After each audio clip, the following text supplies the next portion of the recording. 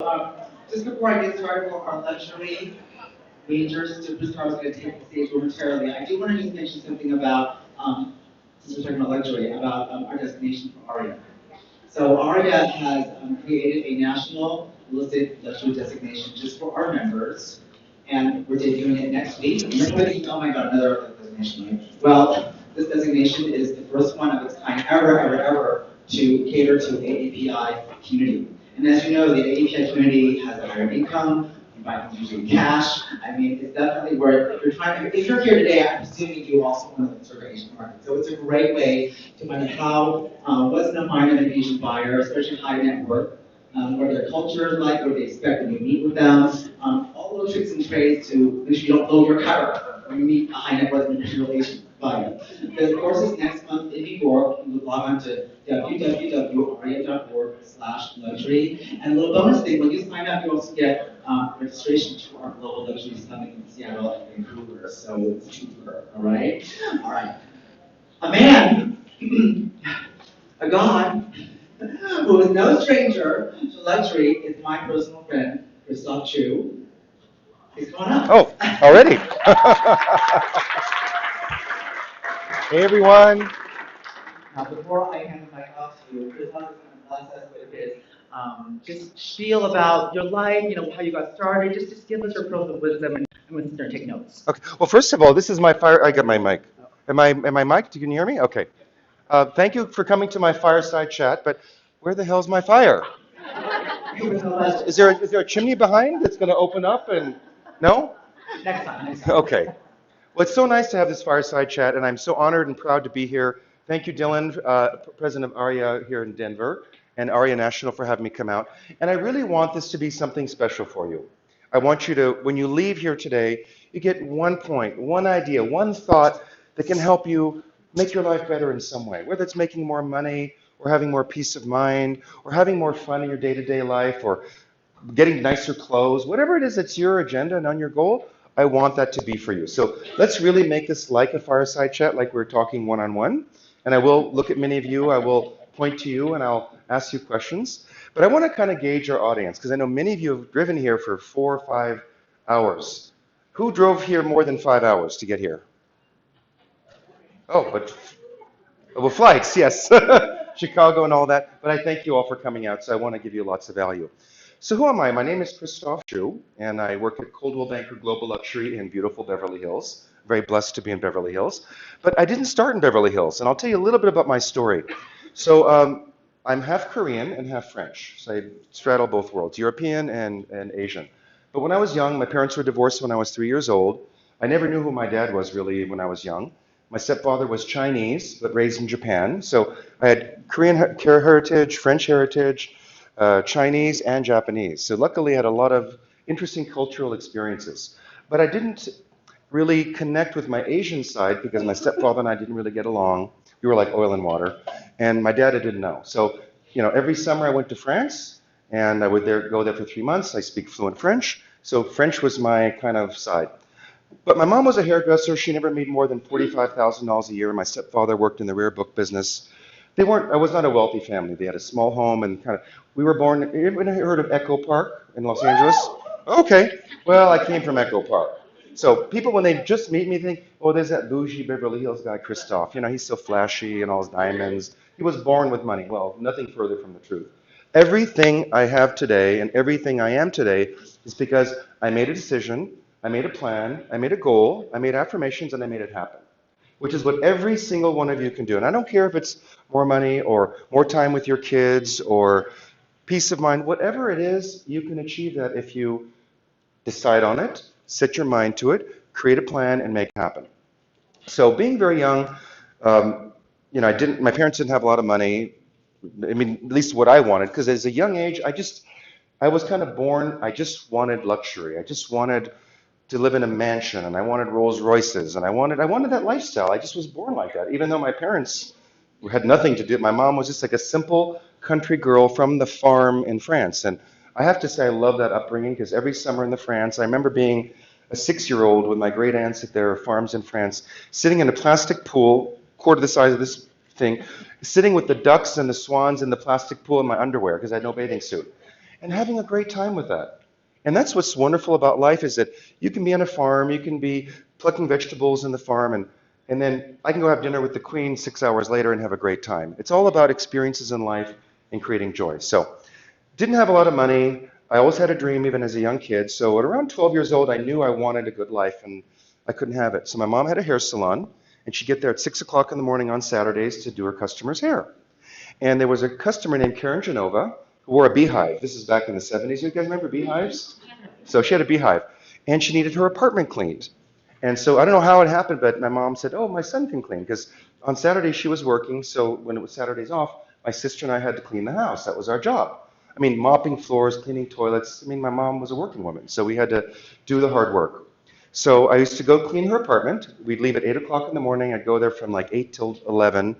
But I would leave at 12 years old with $60 cash in my hands, which was a big deal to a 12-year-old. And I remember she had 1978 shag carpet that was about this thick. Do you remember that? And it was green and blue. I remember this so well. And she had Persian cats, and I was deathly allergic to cats. So I'd be there for 2.5, 3 hours, busting my ass, cleaning and sweating, listening to 80s music, which I love. But I would leave making $60, which was a big deal. So I've never been afraid of work. And even to this day, 29 years later in real estate, it's still hard work. Every day I'm up at 5:30 or 6 a.m., get to the office 6:30, 6:45, call Asia, call Europe before they go to bed, call Russia, take care of that, do my admin, meet my team. So hard work I'm not afraid of. So 12 years old on till about 16, I basically cleaned apartments every Saturday. But I was making a couple $100 a month. And when I turned 16, I had my car, freedom, right? Do you remember that, being 16? So I worked at the Hollywood Bowl taking tickets. I worked as a valet parker for Z Valet. I worked at Dupar's restaurant, which is like a coffee shop, as a cashier. I would have 3, 4 jobs, and it was minimum wage. Back in those days, it was like $3.50 an hour. Do you guys remember minimum wage? I do. I was have to bust my ass wearing a polyester white jacket at the Hollywood Bowl, taking tickets at the gate and the West Gate, which was where all the rich people came in.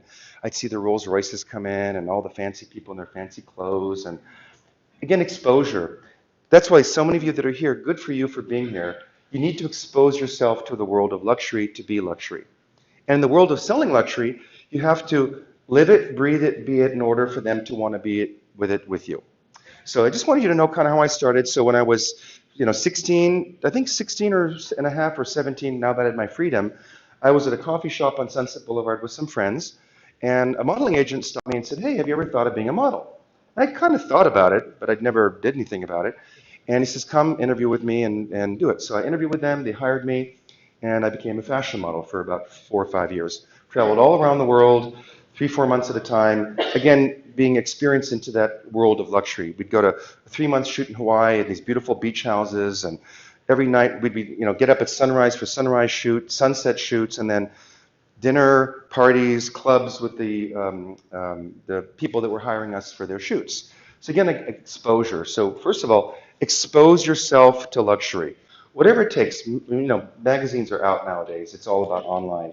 But start searching and researching. And honestly, for many years, when I started I think at 15 years old, I found a book and researched this book. It's called The Power of Prosperous Thinking by Catherine Ponder.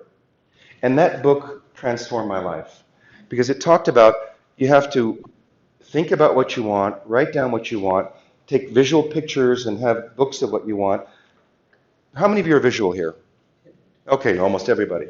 If you don't see it, feel it in your heart, it'll never come to you. And I truly believe in the law of attraction. How many of you watched The Secret movie?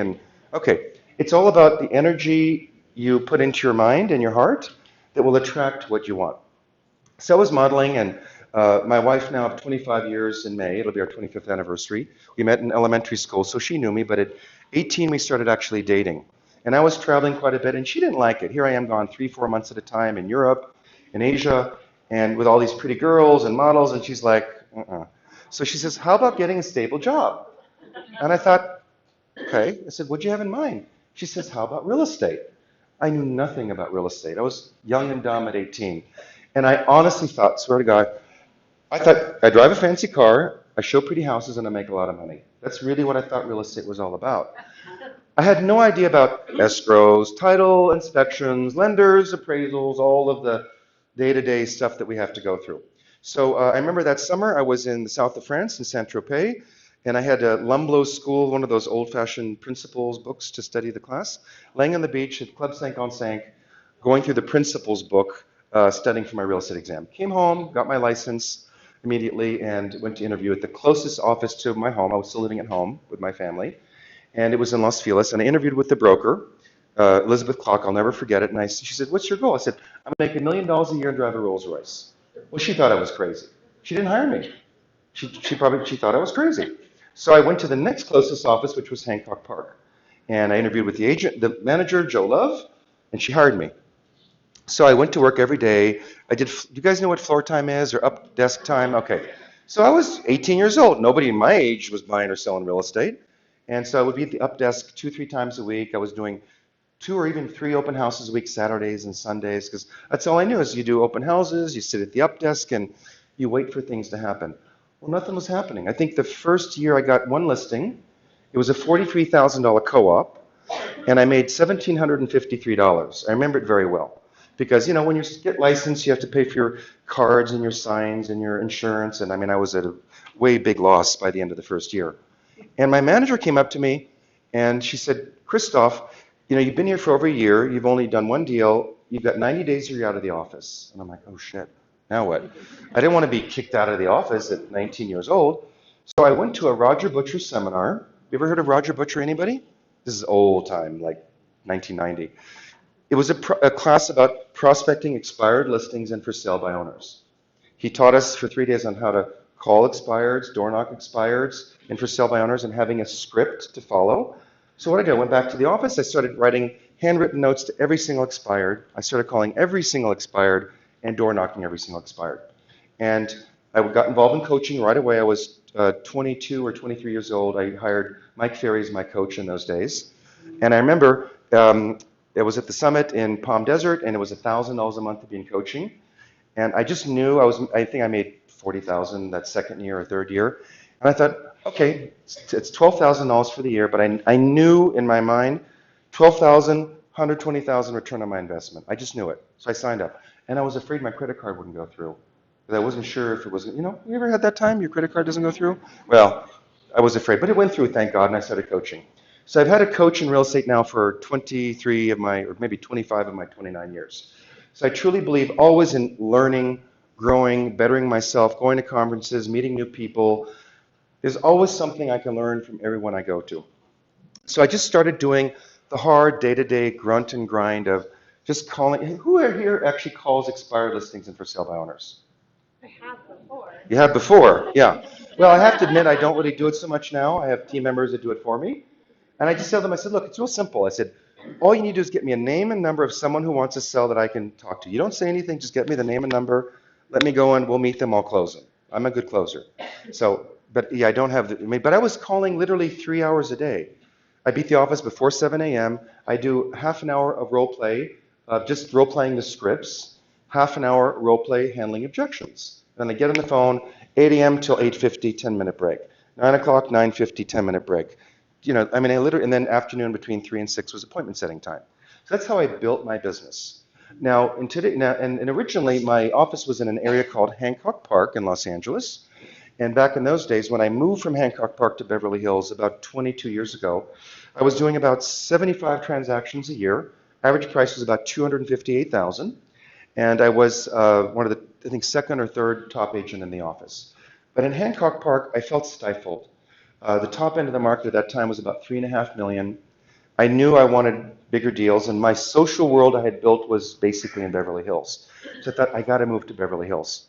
And but basically, for those years, it was $250,000, and I would have 30, 40 listings at a time, pretty much all expireds and for sale by owners. But my coach at the time, Mike Ferry, said, you need to, and this is a very important point, you need to decide and create your perfect client and make that an affirmation for yourself. So, my perfect client is someone who loves me, trusts me, respects me, follows my advice, is rich and fun, and I can be friends with. I am totally serious.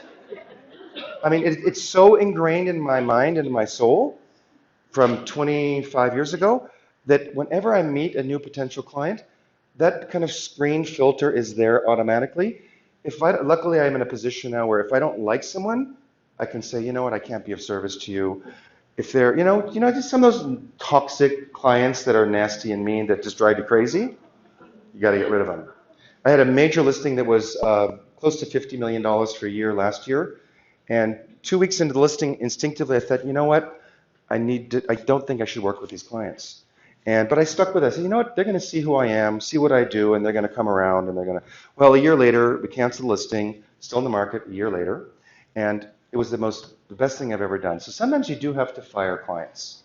Who's fired a client before? Oh, everybody, okay. So you know what I'm talking about.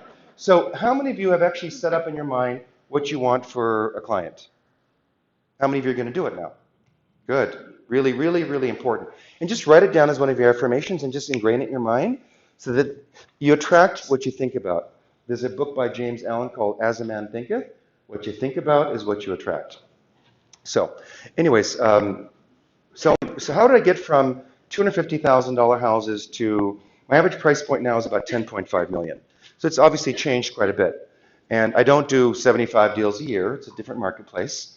The kind of clients, as you know, in the high end are much more sophisticated. They're more demanding. They expect more from you and all that. First of all, let me gauge the audience. Who here sells homes average price of 500,000? Okay. Who's between 500 and a million? Okay. Who's between a million and 2 million? Okay. Who's over 2 million? Who's over 3 million?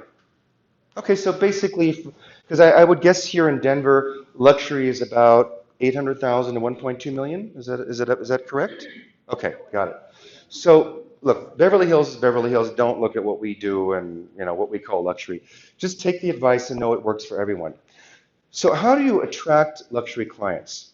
In my experience, because I've luckily, even as a young kid, even though we didn't have money, had the exposure of going to Europe and visiting. Even though my family were farmers, I would go to Versailles and I would go to Madrid and visit the palace and see, wow, the king of France lived in this chateau with these gardens. And I thought, I always thought that I could have that someday. I wouldn't want that today, even if I could afford it, but people do live like that today, right? So you have to expose yourself to that.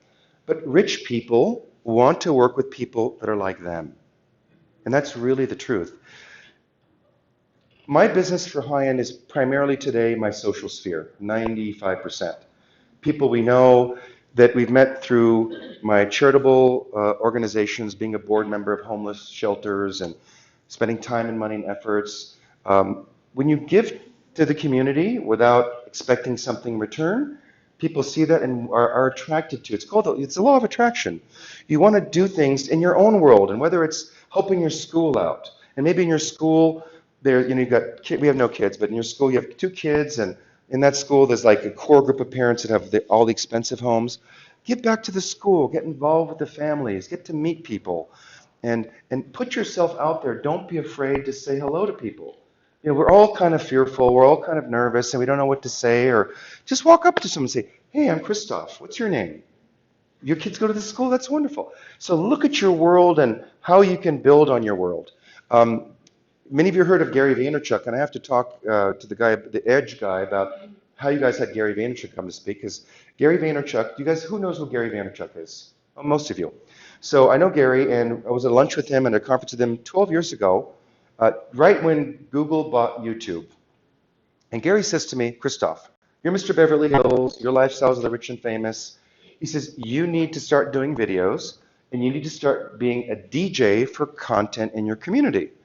Well, that made sense for me. So that day, literally, I went out after the conference to Best Buy, bought a flip cam. Remember flip cam videos? Yeah. Okay. Bought my first flip cam, went back to the room. It was Palm Desert, August, whatever year it was, and it was 118 degrees. And my assistant was with me, and I said, okay, do a video. And I did a 2-minute video on the balcony of my room saying, what the heck am I doing in Palm Springs in the middle of summer at 118 degrees? It's true, because I thought I was crazy. And I said, I'm here to learn, to grow, build my network, meet new agents, give better services to my clients, and learn how to do my job better. And that was my first video. Well, now, 12, 13 years later, I have, I think, almost 2,000 videos on my YouTube channel. I have, I think, 17,000 subscribers. So when I post a video on YouTube, immediately 17,000 people get an email because they chose to subscribe. I didn't make them subscribe. They get an email saying, oh, Christophe just posted this new video. So the video world works for me because back in those days, it was blogs. Remember the written blog? Everyone write blogs? I am by no means a writer. I barely graduated high school. I got D's and F's, and I'll tell you the ditching story if I get time at the end. But I just wasn't a writer. So, but video was easy. It's like turn on the camera, see what I got to say. I'm a very natural person, so if I make a mistake, I say something stupid, I don't care. I'm a human being. We're all human beings. So I just turn on the camera, I say what I got to say from the heart, and you love it, you don't like it, and if they don't like it, then they're not going to call me. If they do like it, they will. And if someone watches your videos and they call you, I can almost guarantee you're going to do business with them. It's really the truth. So I started doing videos, and I'm in Beverly Hills, so I did videos about the parties, the parks, the beautiful homes, just whatever I thought was interesting, I started doing videos about it.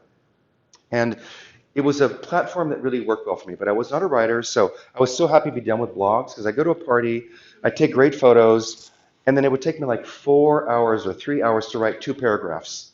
And it would never sound good. And then I would do those audio dictations where I'd talk in the thing and it would never transcribe it properly. So I'm like, screw this. So I started doing the videos. And the videos is what worked for me. So I started doing video after video after video after video. And it was like 3-4 years into it. And Tom Ferry, Mike Ferry's son, has been my coach now for 12 years. I called up Tom, or actually was at his office with him. I said, Tom, monetization. If I do something, I want to monetize it. And I don't know about you, but I like instant gratification. Who likes instant gratification? Okay. Like, that's what I loved about expired listings. I call an expired listing, I'd go to an appointment, meet them that afternoon, walk away with a signed contract for 7%, sell it in multiple offers, and be closed in 3 weeks. I love that, right? When you meet those sellers in a year, follow up, and 2 years later, you get that's not so exciting. So to me, with videos, I said, Tom, it's been 4 years. I think I've done 300 or 400 videos. I said, when is this going to monetize? When am I going to make money from this? He says, just keep doing it, keep doing it, keep doing it. It's going to happen. Okay. So I just would try different videos. And I have to say that my most popular videos on YouTube are my driving tours. Who have seen my driving tour videos? Oh, quite a few of you. Basically, it's real simple. I put my camera in the car, and it's been a progression. And I just say, hello, it's Christophe Choo from Beverly Hills. I'm taking on a driving tour today of the Stone Canyon area of Bel Air. And I just drive down the streets and remind me to talk about knowledge of market. And I would just talk about the houses, totally unscripted. I would just do a 7 to 10 minute driving tour of a particular segment. I would talk about all the houses, what they're listed for, what they're selling for, who lives in the neighborhood, and the pros and cons. So a couple months after Tom and I had this conversation, I get a phone call in the morning. This lady calls me, Dimitra Natsis, and we're talking on the phone, and she says, hey, my name is Dimitra. I've been looking for a house for a year and a half with another broker in your company. I'm like, oh boy, I was a little bit concerned, right? A year and a half with another broker in my company. You know, sometimes buyers don't know what they want or whatever. So I said, fine. We talked and talked. And I said, what made you decide to call me? And she says, I saw 2 of your videos. I said, really? Which ones? She said, I saw your driving tour of Stone Canyon. And I said, what made you like that one? She says, you were very honest. I said, well, how so? She said, we almost bought a house on Stone Canyon, and I love the sun, but we discovered that it's a canyon, so it doesn't have the sun all day long. So you were very honest. And I said, what was number 2? She said, I saw your helicopter tour of the most expensive homes in LA, and I figured if you'd spend that much money on that helicopter tour, you'd spend money to market my house. So anyways, we started working together. But she says, my husband wants to meet you. You got to come Monday night at 8:30 to meet him. I mean, I've never had to go meet a buyer at Monday night at 8:30, but I did. And he owns one of the biggest law firms in the country, real estate lawyer. And I went to meet him. I had a 3-piece suit, very conservative, and I sat down with him. Yellow pad, right? Lawyers like yellow pads. And I took lots of notes. So I said, do you mind if I take notes, Mr. Nash? He said, sure. And I started asking question after question. About 25 minutes into it, I could feel the rapport was there, right? I said, so would you like me to handle working with you? He says, absolutely, Christophe. My wife decided to work with you the first time she spoke to you on the phone. And I'm like, well, what the heck am I doing here for? You know? Anyways, we started working. We found a house in like 3 weeks. They bought a house for $10.5 million or $10,050,000. I sold the house for $5 million. They sent me many referrals ever since. That's when I started monetizing videos. So we did $27 million in sales in 4 months from those 2 videos. But it took 4 years. So part of the key to working in any market, whether it's luxury, not luxury, is persistence. If you believe in something and you're good at something, keep doing, because that instant gratification that we all want does not happen overnight or all the time, and you just never know when it does. So after that, and I do track all these things, and I look where people come from, but let's face it, in today's world, print is basically dead. Magazines are dead. We used to get every subscription, every magazine. We get 40 magazines a month. They'd be piled by my bed, and I'd flip through them. This is, 20 years ago, there was really no internet, right? 10 years ago is when the iPhone came out. The world has changed that quickly. But today, let me just ask this question. Would you all say that 80% of all the data and information you consume is from your phone? Raise your hand. Okay, there we go. So you have to go where the eyes and ears are watching. They're not watching on cable TV. They're not reading the LA Times. They're not doing that stuff. They're on their phones, just swiping, swipe, swipe. And you have like a quarter of a millennium of a second to capture someone's attention.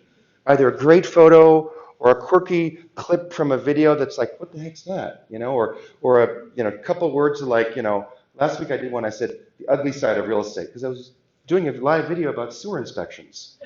I'm serious. The toilet was off, the guy had the camera down the toilet, pulling it up, and it's very ugly, but it's part of what I do, and I was giving an educational talk to my audience about the ugly side of real estate, which is, hey, it's how important it is to do a sewer line inspection. How many of you have done sewer line inspections? Okay. How many of you have done a video about sewer line inspections? Okay. Why not, right? You know how many people love that video and didn't understand the process, particularly buyers? Because, video inspections only started 5-6 years ago, am I right? So anyone who bought a house prior to 2012 has no idea what a video inspection is. So I'm here today to educate my audience. Tell them about and just being really real about, hey, look, you got to have a sewer inspection, have a chimney inspection, have a roof inspection, have a geological inspection. In LA, we live in earthquake land, right? And I remember a few years ago, my clients were in escrow on a $14 million house, and they're from a foreign country, and they don't know about earthquakes. So I said, let's get Harley Tucker out here. He's a geologist for 45 years, and let's have him talk about earthquakes. So he came over, and they were a young couple in their 20s and early 30s with 3 kids, a vacation home in LA. And he came, and he did his little thing, and it was $5,000 for his 2 hours of his time. And we're sitting talking about earthquakes, and he says, oh, by the way, the Santa Monica Fault is 100 feet to the north of your property. The fault is literally right in the middle of the next door neighbor's house. Like, this is the property, it's ran through the middle. And the buyer was so sweet, she says, does that mean we're going to fall on the ground in an earthquake? Well, good question, right? He says, no, this is a slip fault. She says, what's a slip fault? He says, well, slip fault goes up and down, doesn't open, and like you don't go in. So if your house is on that fault, half the house will be here, and the other half will be there, but you're 100 feet away, so you should be okay. I'm serious. They bought the house. We closed escrow in 5 days. But they're friends of mine, and it's so important to not be afraid of making the money and making the deal. We all want the deal. We all want that closing. But it's important to educate your clients and tell them the truth, because you don't want it to bite you in the ass down the road. I had a great story. Anyways, it'll come to me. So I kind of go all over the place with things, but I hope it gives you value in what you're doing. So surround yourself with rich people. One of my coaches years ago said, your income will be a direct relation of the 5 people you most spend your time with. And that is one of the most true statements. I have some friends that I really love and adore, but I'm not spending as much time with them, honestly, because I feel it's not building my life. It's not helping me get to where I want to go. As much as I love them, it's just not conducive to my goals.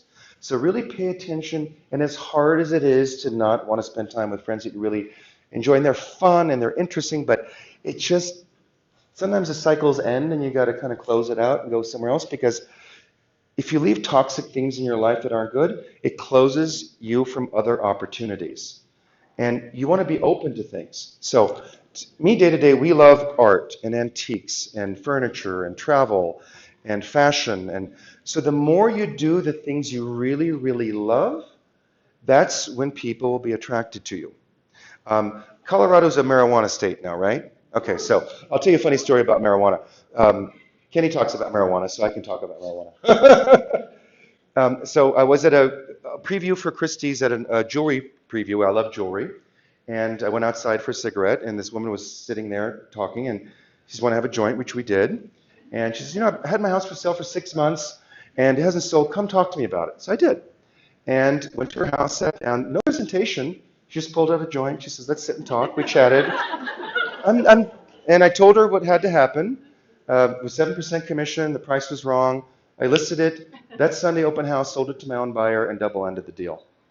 I'm doing what I love, jewelry and marijuana, right? So if you like wine, go to the wine auctions. Go to the wine tastings. If you like architecture, go to seminars about architecture. If you love your kids in school, go to the school and immerse yourself in the school. Oh, and a part of how to get into luxury is when I moved from Beverly Hills, from Hancock Park at 258,000 average to Beverly Hills, the first year was tough. Because when you move, even though it was only 5 miles, and they'd call my old office and they wouldn't even give my forwarding number. You know how that stuff is. So it's tough to kind of make that transition, but it was fine. It was a year of rough, but it was fine after that. What I made a decision was, I was still prospecting in those days. I figured, okay, my average price is X. If I'm going to go out after business, meaning calling expireds or for sale by owners, I would no longer call or solicit or go after business below my last year's average price. And that's how I started building up my price, because it went from 250 to like 500 to 700 to a million. And then once I started getting into the $2-3 million range, honestly, past clients of homes I sold years before, they'd list their house and not call me, and I'd be like, why didn't you come? Oh, we thought you're too high end to handle our $1.2 million house. But this stuff happens. People have a perception of you, and I've created a luxury perception. And even to this day, I have good friends. Oh, well, we just didn't think you'd want to handle our $1.22 million house. So part of what I do now is, even though I'm mostly luxury, I do sometimes put a picture of a $30 million home I just sold, and I'll put a picture of I sold a house last year for $670,000, little shack. It was torn down. And actually the broker called, it was a referral from a broker. She called me, she says, Christophe, I know you're in Beverly Hills, but this is a referral from a client here in Washington, but they have a house in LA. Would you handle that? I said, well, where is it? I said, oh, I've sold like 8 houses on that street. I went over there, listed it, and sold it. It was $650,000. Sold first day, double-ended it, right? So I was, look, hey, a deal's a deal. I don't run after those deals, but if they come to me, I certainly don't say no.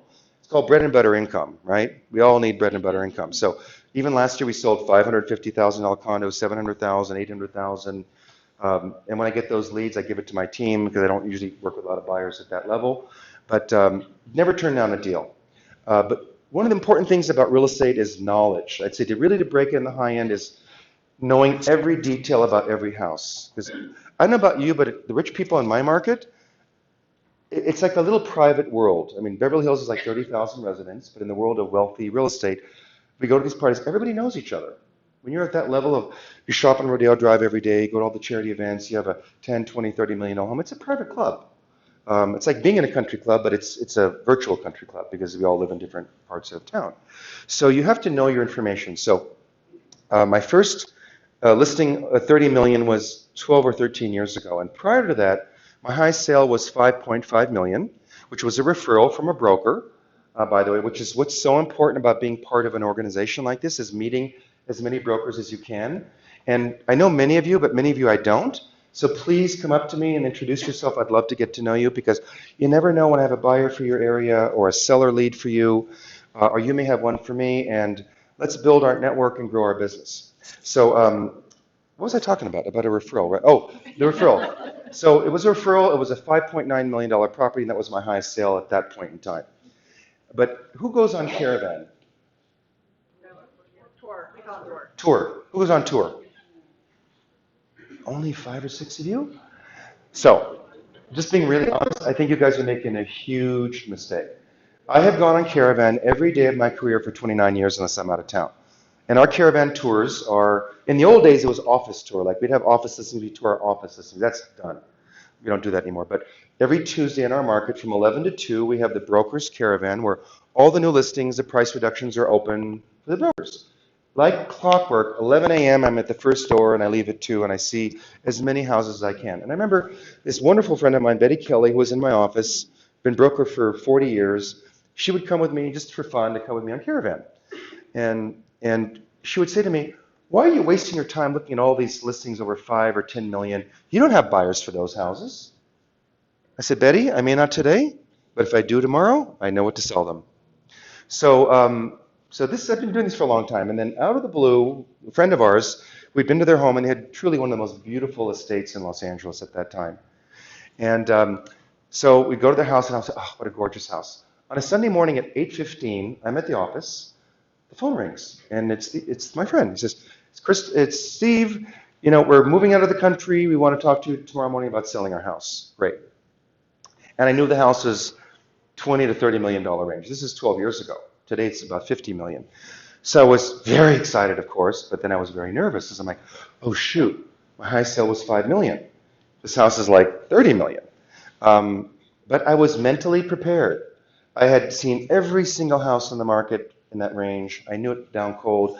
In those days, we had brochures a lot, so I had 3-ring binders. Every brochure of every house by Holmby Hills, Bel Air, Beverly Hills, I'd save the brochures and put them in that binder. So I knew it. So I called up my wife and said, honey, Steve called. He wants to come tomorrow about listing in the house. I'm really nervous, but it's fine. I'm going to put that aside. I'm going to spend the next 8, 9 hours getting ready. From noon till 8 o'clock at night, I prepared my presentation. And next morning I went to meet him. I said, Steve, do you absolutely have to sell your home? He says, yes. I said, great. He said, we're moving out of the country in 7 months. Are you willing to price your home to sell? It's all script. He says, yes. He said, what price do you want to list it for? Or what's it worth? I said, we should list it for 26.5. It's worth 22, 23 million. He says, nope, I want to list it for 30 million. I said, okay. I said, if I sell your home in the next 30 to 60 days, is that okay? He says, no, it was October. We're not leaving the country till July. So I thought, okay. I said, well, if that's the case, I need a year contract. We can start at your price as long as we're willing to change it. And he says to me, what's your commission? This was the hardest, most gutsiest thing I've ever done up to that point. I'd worked it in my mind all day long, because in the high end at that level of 30 million, there'd never been a house for 30 million in that area. Average commission is probably 4%, maybe occasionally 5%. I looked at him and I said, it's 6%. I really did. And it was already pre-typed in the contract. I had the contract there. He looks at me and says, I'm only paying you $1 million to sell this house. I said, okay. And I wrote in $1 million. So long and short of it is, a year later, we closed escrow for $22.5 million, and we got paid $1 million. Because that's what he said. I didn't put a percentage because he said $1 million. I said, fine, $1 million it is. And that was my first $1 million commission. So have guts, have strength, follow your passions, learn as much as you can. Gary Vaynerchuk said to me years ago, he said, 8 o'clock in the morning till 8 o'clock at night, you're working in your business. 8 o'clock at night till midnight, work on your business. And when I met him that time and he told me about being videos, I wasn't on any social media platform. I didn't want to be on it. I said, I'm private. I don't want people to know my life. I didn't want to do it. But I took his advice and I went home after that weekend, 8 till midnight. I went on LinkedIn. I signed up. I went on Facebook and I signed up. And I went on Twitter and all that stuff. And I just started learning about it. I went on YouTube, just created a channel. It took a lot of time. But I just took one at a time. One day was Facebook. One day is LinkedIn. One day. So just start it. Don't be afraid. If you're afraid, people say, oh, I don't want to do videos. I'm afraid. I don't know what to say. Just do it. What do you have to lose? And I say, look, you talk to people all the time. That's how you look. If the camera's there, what difference does it make? Just have a wider audience. But if that wider audience gets you a deal that's $1 million deal in terms of a listing that's an extra $20,000, $10,000, $30,000, is that not worth your time? Right? So believe in yourself. Learn as much as you can. Educate yourself. If you want to be in the high end, you need to know every single property in your market, when it's sold, what it's sold for, who owns it, why they bought it, what the terms are, what's the floor plan. If you don't have that information, when a luxury buyer comes to your market and they want to buy $1 million place, a $2 million place, a $100 million place, if you don't know that information, because those high-end clients in my market have 100, 200 million, you have to know those houses. Because if you take them to a house that's not what they want and you waste their time, you're done. They are done with you. So I want to give you guys value. We only have a couple minutes left. Are there any questions? Because sometimes I just go off. Yes. What's your name? Paula. Paola? Paula. Wonderful. Ask me. Some other agents have the idea that if we're in the luxury market, we have to have videos. Oh, sorry. So in the luxury market, I heard that we have to have mentally professional and well dressed and everything in the videos. So do we have to do that? Because it seems like when you go to the neighborhoods and do your videos in the car, you're professional because you know what you're talking about, but you're not professional. People don't see how you dress. How important is it to have professionally edited videos? Okay, so that's a very good question. So first of all, I do very high-end professional videos that cost $15, $20, $30,000, and I do a lot of videos from my iPhone camera, live videos. I do all kind of videos. I don't really care how I look. I always believe in the world of luxury real estate, you have to always be professionally dressed. I don't ever wear, I own only one pair of jeans that I never wear. I wear tennis shoes to walk in the morning. Other than that, I'm always wearing a jacket, a pair of pants, a suit. I don't always wear a tie, but I'm always professionally dressed because you never know. I remember one of my clients that's bought and sold $65 million worth of homes for me. Out of the blue on a Friday afternoon, hi, my name is so-and-so. We were introduced to you by, we're across the street from your office. Can we come meet you? It was a Friday afternoon. They came to meet me. I'm always professionally dressed. I found out what they wanted, foreign buyers. The following Friday, we had closed escrow on their first purchase for $7.5 million. But I was prepared. I knew the market. And I said, you're looking for the wrong thing. They wanted 2 houses for $3.5, $5 million. I said, no, you need to buy this one house. And they bought that one house. But I always believe in being professionally dressed. But in terms of video, people like the real, I'm always professionally presented. So I actually prefer now doing the live, my videos are not, but the live raw videos. Just I look kind of messy, like in my room or in my bedroom, and I'm kind of messed up. People like that better because it's real, it's raw. I'm not Mr. Put together. Consumers want to know they can connect with you and feel they can know who your soul is. So professional, not professional. I'll do a professional video of a home and spend thousands of dollars, but I'll take my iPhone and do a virtual walking tour of the house, like my clients behind me, and I'm giving them a showing. Those are more popular than the professional videos. The buyers like those better than the fancy videos that are all with the aerials and the drones and all that stuff I just did one for a $51 million listing I have. It took us 4 days to shoot. 4 days to shoot a video for real estate. So do all kind of videos. Other questions? No? We have a quiet, oh, yes. Can you tell us your ditching story? Oh, my ditching story. Okay, so I had my car. My parents went to Europe for 5 weeks. I didn't like school. School was too slow for me, even though I was in the highly gifted magnet program. So anyways, they were gone for 6 weeks, and I was gone for 6. I didn't go to school. No, really. And it was the last semester of 12th grade. So it was like 4 weeks before graduation. My parents get back from home. We're sitting in the living room, and we're all sitting there, and then the phone rings. My counselor calls. And the counselor says to my stepdad, your son's not graduating. Tell him not to bother to come to graduation because he's failing all of his classes. I'm totally serious. And then I was like, they took the car, they took the credit. It was like done. I was back on the school bus to go to school. And it was an hour school bus drive. So, and I said, you know what? I'll show her. Who's she to tell me I'm not going to graduate? So I crammed. I passed, but I didn't go to graduate. I didn't care about graduate. I didn't go. I didn't want to go. I barely passed, but I got my diploma. But school didn't mean anything to me. I ditched 72 days of school the last semester of 12th grade. But obviously it hasn't hurt me. I'm okay. So you have 2 more minutes. Any more questions? Yes. Richard. So I wanted to know your passion for architecture. My passion for beautiful architecture. That's a good question. I think I was innately born the way I... Okay. So Richard is an architect. If you have not met Richard, the architect who is at Atelier & Co. inside, I won't go into the long story, but you've got to meet this guy because I know the best architects in the world, and I've introduced the best architects in the world to my clients, and I can assure you, Richard is on my list. And I'm going to meet him in New York in a few weeks when I go. And I met him a year and a half ago online. I didn't know it was him until a few hours ago out of the blue. I'm like, oh my God, it's you. But I've always loved architecture. Luckily, I was exposed as a young kid. I got to go to Versailles. And once I was old enough to go on my own trips, we went to all the palaces in Russia. And anywhere in the world, I go to the palaces. Japan, Korea, I love palaces. And I love architecture. And I love art and antiques and furniture. Those are my passions. So I pursue my passions. When I'm in my element of what I love, I feel good. People are attracted to me and they want to be around me. And you want to be in a business and in a world of luxury where you just be who you are and that they all just come to you. Like one of my affirmations, I'm not kidding you. One of my affirmations every morning, and I'll end with this, is I say, like moss to a flame, I'm a ball of light and love and kindness and wonderful energy, and I attract all the most wonderful people and experiences in my life. That's one of my daily morning affirmations. So, look, we all have shit up and down in our life every day, problems, good things. But I have to, look, all day long my day is like this. Oh, you got a listing. Oh, the deal just fell out. Oh, you got a signed contract. Oh, they're renegotiating the deal. It's just like, holy cow. That's why I have a martini at lunch, you know? So the successful people, we all have troubles and drama in our life, whether it's your kids, it's your money, it's your whatever, we all have troubles. You recognize the problem, either you can fix it or you can't. If you can't fix it, you put it aside until later, because usually all those worries never happen. And what can I do right now to make a deal? What can I do right now to help that client? What can I do right now to close that deal? Just focus on what you can do and forget about the rest.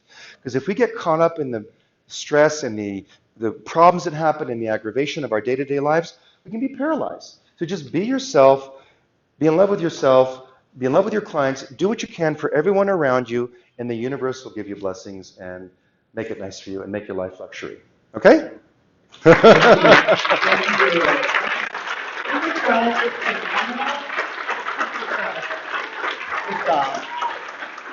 Before I let you go, Yes. I just want to let you know that I've admired your career for so long, and you're like Aw. one of my idols. So to share the stage with you is just like really Well, thank you. flattering to me. That's so nice. Oh, Thank you, yeah. Herman. I appreciate that. You should write a book, right? And if I do write a book, it'll be called Fake It Till You Make It. Oh, really? I didn't even go into that story. That'll be the next AREAA Denver Global Conference next year, if I'm invited back. Oh, absolutely. You're honoring member. Thank you guys for listening.